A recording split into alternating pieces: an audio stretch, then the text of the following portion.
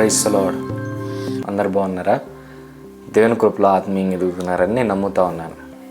ఈరోజు ఈ daily prophetic వర్డ్కి మిమ్మల్ని ఆహ్వానిస్తూ ఉన్నాను. ఈ రోజుల్లో ఒక క్రైస్తవుడుగా యేసు ప్రభు మనం రక్షించబడిన వ్యక్తులుగా మన మాటలు ఇతరులకి ఆదరణ కలిగించేలా మన మాటలు ఉండాలి. ఈ రోజుల్లో క్రైస్తవుల మాటలు కూడా చాలా కఠినంగా ఉంటున్నాయి. చాలా హర్ట్ చేసే విధంగా క్రైస్తవులు కూడా మాట్లాడుతూ ఉన్నారనమాట. కానీ మనం ప్రేమతో మాట్లాడాలి, ప్రేమ కలిగి ఉండాలని మనకి వాక్యం తెలియజేస్తూ ఉంది. ఒక మిలిటరీలో పనిచేసే అతను చాలా కాలం తర్వాత ఇంటికి వస్తూ వాళ్ళ అమ్మకి ఫోన్ చేసి, అమ్మ నాతో పాటు నా ఫ్రెండ్ని ఇంటికి తీసుకొస్తా ఉన్నాను, అతనికి యుద్ధంలో ఒక కన్ను, ఒక కాలు, ఒక చెయ్యి పోయినాయి, అతన్ని మన ఇంటికి తీసుకొస్తున్నాను అని వాళ్ళ అమ్మతో చెప్పాడంట. అయితే వాళ్ళ అమ్మందంట, అవునా, అలాంటి వ్యక్తిని మన ఇంటికి ఎందుకు నానా అని ఒక మాట అని, సర్లే తీసుకురా, ఒక 2-3 రోజులు ఉండి వెళ్ళిపోతాడు కదా అని అందంట. అయితే ఇతనికి అర్థమైంది ఏంటంటే, ఒక కన్ను, ఒక కాలు, ఒక చెయ్యి లేని వ్యక్తిని ఆమె చూసుకోలేదు అతన్ని అని చాలా బాధపడ్డాడంట.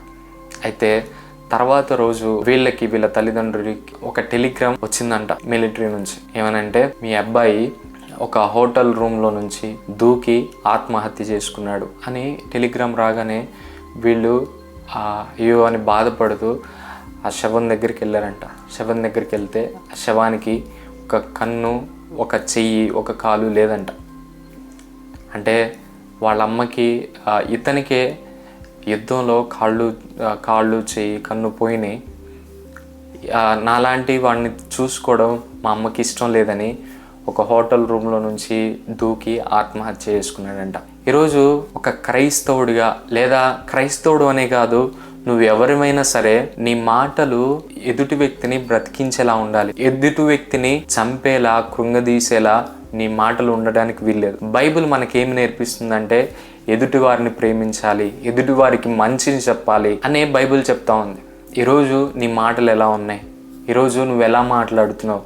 నువ్వు ఇతరులని హర్ట్ చేసే విధంగా మాట్లాడుతున్నావా? కఠినమైన మాటలు నువ్వు మాట్లాడుతున్నావా? తక్కువ చేసే మాటలు, ఇతరులని తక్కువ చేసి మాట్లాడేలాగా నువ్వు మాట్లాడుతున్నావా? ఈరోజు నీ మాటలు అలా ఉంటే సరి చేసుకో. నీ మాటలను బట్టి అనేక మంది బ్రతకాలి, కానీ నీ మాటలను బట్టి హర్ట్ అయ్యి ఏదో ఒకటి చేసుకునే విధంగా నీ మాటలు ఉండడానికి వీల్లేదు. బైబిల్ మనకు అదే బోధిస్తూ ఉంది. బైబిల్ గ్రంథంలో కొన్ని వచనాలు మన మాటలు ఎలా ఉండాలి, ఎదుటి వారి పట్ల ఎలా ప్రేమ కలిగి ఉండాలో అవి మనకు నేర్పుతున్నాయి, చూపిస్తున్నాయి. 1 యోహాను రాసిన పత్రిక 3వ అధ్యాయం 14వ వచనంలో ఎలా ఉంది ఏంటంటే, మనం తోటి వారిని ప్రేమిస్తే మరణంలో నుండి జీవంలోకి దాటి ఉన్నాము. ఎదుటి వారిని మనం ప్రేమించడం ద్వారా మనం మరణంలో నుంచి జీవంలోకి దాటిన వారిగా మనం ఉంటామంట. ఏంటంటే, మిగులు అల్పులైన ఈ నా సహోదరులో ఒకరికి చేసితిరి గనుక నాకు నువ్వు చేసినట్టే అని మనలో ఈ మాట యేసు ప్రభు చెప్తున్నాడు.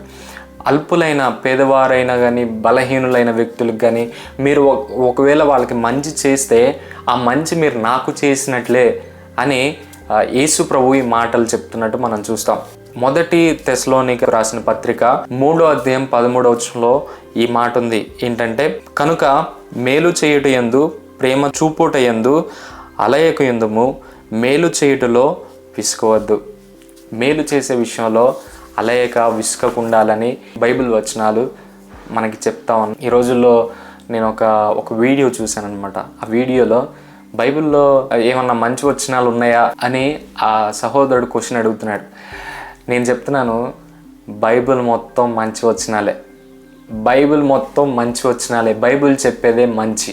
యేసు ప్రభు జీవితాన్ని చూసుకుంటే ఆయన చెప్పిన ప్రతి ఒక్క మాట మంచి మాటే. ఈరోజు ఆయన చెప్పిన మాటలే చాలా మంది ఫాలో అయ్యి, చాలా మంది ఉన్నతమైన వ్యక్తులు కూడా ఆయన చెప్పిన మాటలే ఈరోజు చాలా మంది చెప్పారు. ఈ మాటలను బట్టి నువ్వు తెలుసుకోవాల్సింది ఏంటంటే, నువ్వు ఎదుటి వ్యక్తిని ప్రేమించే వ్యక్తిగా నువ్వు ఉండాలి. నీ మాటలను బట్టి, నీ క్రియలను బట్టి ఎదుటి వ్యక్తి బ్రతికేలాగా ఉండాలి, కానీ మన ద్వారా ఎదుటి వ్యక్తులు బాధపడేలా మనం ఉండడానికి వీల్లేదు. క్రైస్తవుడిగా నువ్వు నేర్చుకోవాల్సిన విషయం ఇది. నీకోసం నేను చిన్న ప్రార్థన చేస్తాను. మహాపరిశుద్ధుడ యేసయ్య, జీవము కలిగిన తండ్రి, జీవాధిపతి, పరిశుద్ధుడా, నీకు వందనాలు, స్తోత్రాలు చెల్లిస్తా ఉన్నాం.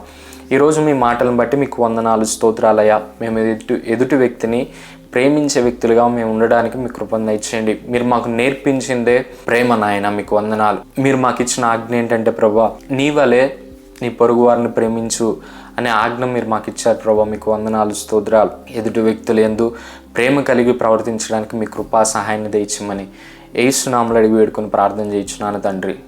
ఆమేన్, ఆమేన్, ఆమేన్. ఈ మాటల్ని మీరు అనేక మందితో పంచండి. ఈ ప్రేమ మాటల్ని మీరు అనేక మందితో పంచి మీరు దీవెన పొందండి. అలాగే మన సోషల్ మీడియా అకౌంట్స్ను కూడా మీరు ఫాలో అవ్వండి. చాలామంది అడుగుతూ ఉన్నారు, మీ మినిస్ట్రీకి ఎలా సపోర్ట్ చేయాలి బ్రదర్ అని. మేము వీడియోస్లో ఈ ఫోన్పే నెంబర్స్ ఏమి వేయట్లేదు, కానీ ఒకవేళ మీరు ఈ మినిస్ట్రీకి సపోర్ట్ చేయాలి, ఈ మాటల ద్వారా మీరు దీవించబడుతున్నారు అని మీరు అనుకుంటే, మీరు సపోర్ట్ చేయాలనుకుంటే మా వాట్సాప్ నెంబర్స్ ఉంటాయి. వాట్సాప్ నెంబర్స్కి మీరు కాంటాక్ట్ అవ్వచ్చు. తద్వారా మేము ఈ మినిస్ట్రీకి మీరు ఎలా సహాయపడగలరో మేము మీకు తెలియజేస్తాం. Thank you. God bless you. Praise the lord.